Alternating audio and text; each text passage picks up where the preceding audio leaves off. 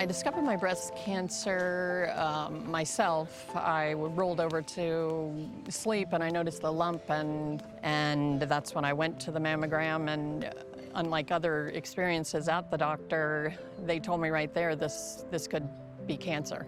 So my treatment, when it was discovered, they set me up at an oncologist at La Paz, and from there, he recommended I see the cardiologist as well, because it's about treating the whole body and not just the cancer. You have to make sure you're keeping healthy all over your body.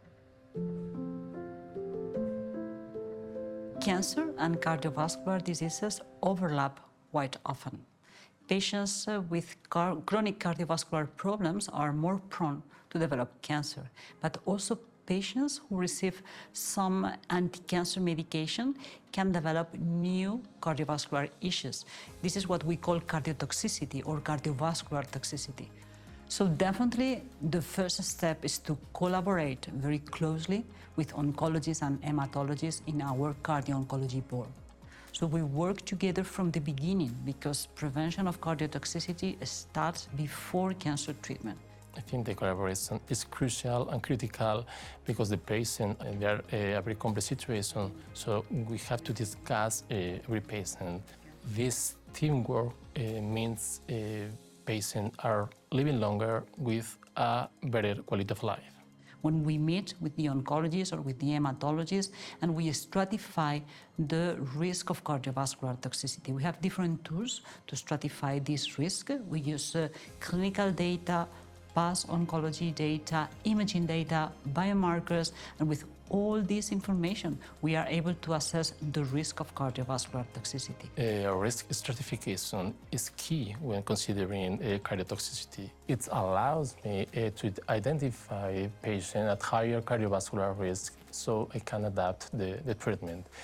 This may involve avoiding some drugs, reducing doses, add cardioprotective agent, or ensuring a closer cardiovascular monitoring. I don't think I realize how important heart health is when it comes down to having a cancer diagnosis. But when you think about it, it is about the whole body, and if your heart isn't doing good, then your cancer's not going to be doing good. Cardiac imaging is central in cardio-oncology.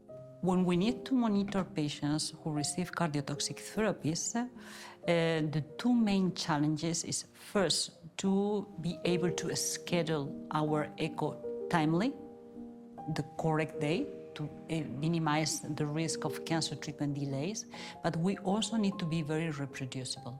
So to be confident on the results, EI tools are really, really useful. So when we have the numbers, when we get these numbers, we can make appropriate clinical decisions.